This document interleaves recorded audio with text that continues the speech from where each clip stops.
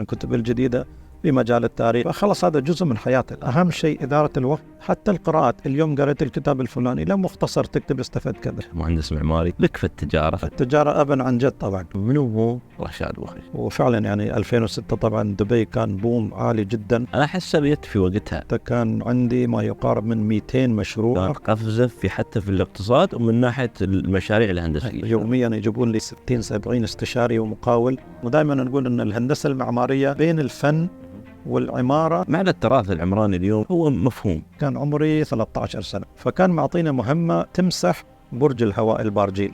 تحت البارجيل السرعة تكون 17 إلى 18. اخترعت، تميزت بشيء.